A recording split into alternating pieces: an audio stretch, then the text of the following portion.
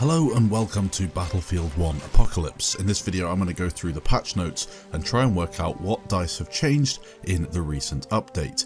If you've been lucky enough to play the game and you are a premium owner, of course you get that 2-week early access bonus, you'll have noticed some significant changes, as of course this is the final iteration of DLC that Battlefield 1 has to offer.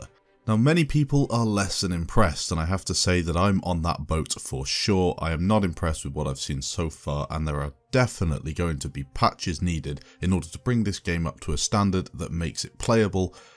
Many people are experiencing some serious problems, and overall the maps just didn't do enough for me. The fact that there were only 3 infantry maps, and the fact that 2 of those are really horrendous to play due to balancing issues, I'm not really that happy. But anyway, this video is not going to be a rant at what's wrong with Battlefield. It's going to be a look through the patch notes. DICE will fix the problems, I'm sure of it.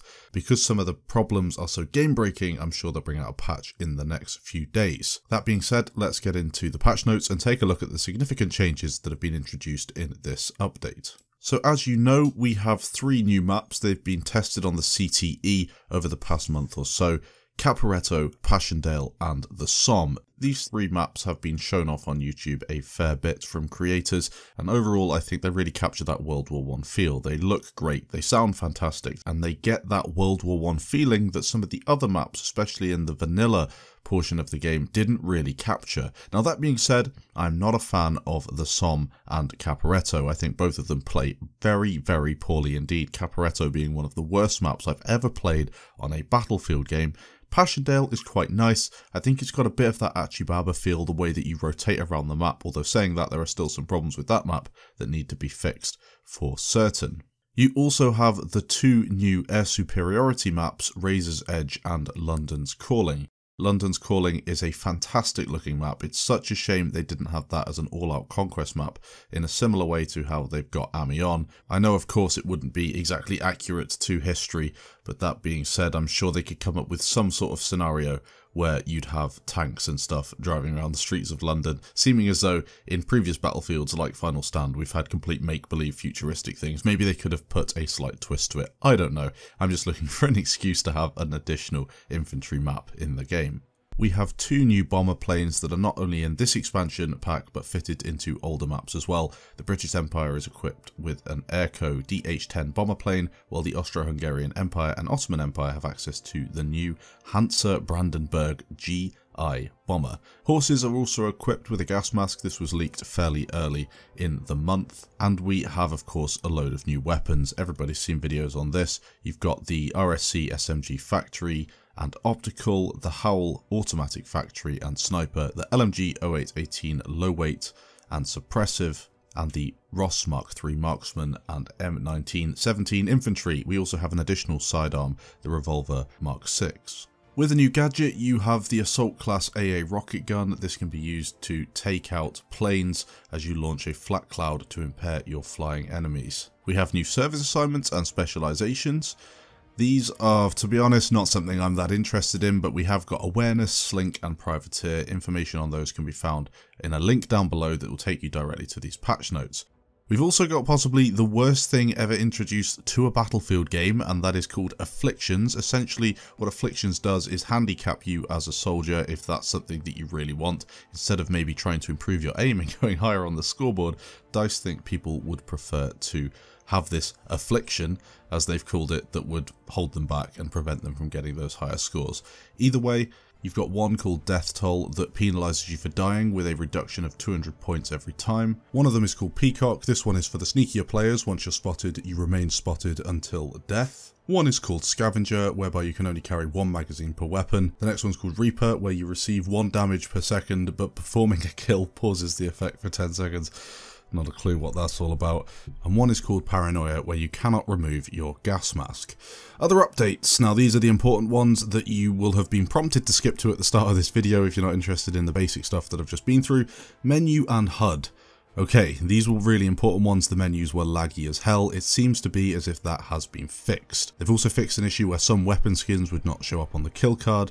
There are a couple of other general fixes, again linked in the description down below. They've also revised the end of round statistics that are displayed at the end of each match to better reflect how the final score was reached. I'm not a fan of this at all. I don't think that was needed in the game. I'm thinking maybe there are some more important issues that could be focused on, but again, I know there are different teams, and I know the UI team might not be able to fix anything else in the game, so this is something that they decided to spend their time on.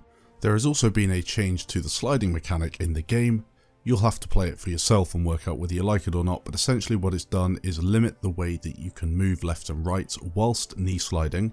You can still slide a lot and dodge around and miss a load of bullets, but it's just not the same sort of feeling as it used to be. Maybe you like that, maybe you don't.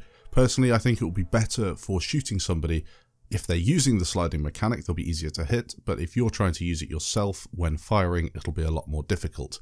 I'll have to get back to you though after playing this game for a few more weeks to give a full verdict on whether I enjoy it or not. With the weapons, vehicles and gadgets, there have been a whole load of changes.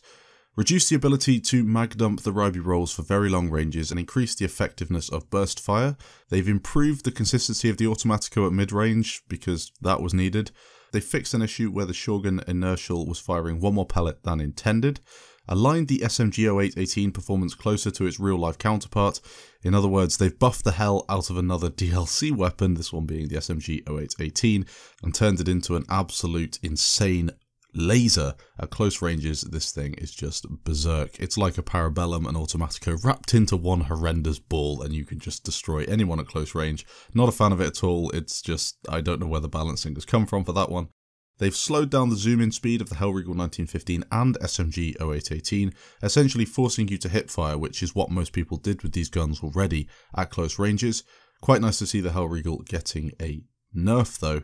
They've reduced the vertical recoil of the M1912/P.16 slightly for some reason. They fixed an issue where AT grenades would sometimes bounce off vehicles without exploding, not something I've experienced, but nice to see a bug fix. There's a couple of changes to the cavalry. They can now heal themselves and are more resistant to damage while mounted. This was definitely needed in line with the TTK 2.0 changes. Something to do with the tanks. Remember that old ricochet hit that we've been getting? Well, now the ricochet angle damage modifier on tanks has been changed from 0.1 to 0.5, which means there will be an increase in damage to tanks when you get a ricochet hit on the tank. The artillery truck has had its shells changed to heavy shells, which will definitely impact the way people are shooting down planes. They've also significantly increased fighter plane incendiary rounds and the impact that they will have on aeroplane wings and engines, and significantly increased the accuracy of fighter plane incendiary rounds in general, making that loadout far more viable for pilots. There's a lot of other changes that I've included down below in that link and some in the description. Go and read them if you're more interested in this sort of stuff, but to be honest, the main ones I've already been through. Now, changes to maps and modes have seen a lot of maps receive little buffs. Again, read the patch notes if you're more interested in the specifics. However, I can tell you a couple of maps such as Volga River, Tsaritsyn and Brusilov Keep in operations. They have done some changes to that one. Now, in terms of stability on some maps, this has been improved by the reduction of memory overhead. We've seen Soissons, Priesty de Her, Empire's Edge and Sinai Desert have an improvement, and they've also fixed a bug throwing an AT grenade at or near a supply drop in the supply drop game mode, causing it to explode. I don't think anyone plays that game mode anymore, but if you do, there's a little fix in there as well. So overall, a big list of bug fixes and changes and new content. Impressed? I'm not so sure. There are some patch notes in there that I'm definitely pleased to see, but some bugs have just not been addressed at all, and you'll notice them still in the game when you go back to play. Have they fixed the most important problem, which for me was not being able to join on friends and having a laggy experience in terms of CPU usage and poor servers? No. It seems to me as if they've made the CPU problem worse. That's why I was saying there might be another patch in a few days. I'm assuming they're going to get it fixed fairly quickly, and I'm still having trouble joining on friends through Origin, but I guess we're just going to have to live with that for the rest of the game's life. Hopefully you found this video useful. If you did, leave a like down below. Check out the patch notes in more detail if you want to, and I'll catch you in the next video. 52 to 3, man. And that says enough. That says all you need to know about this map.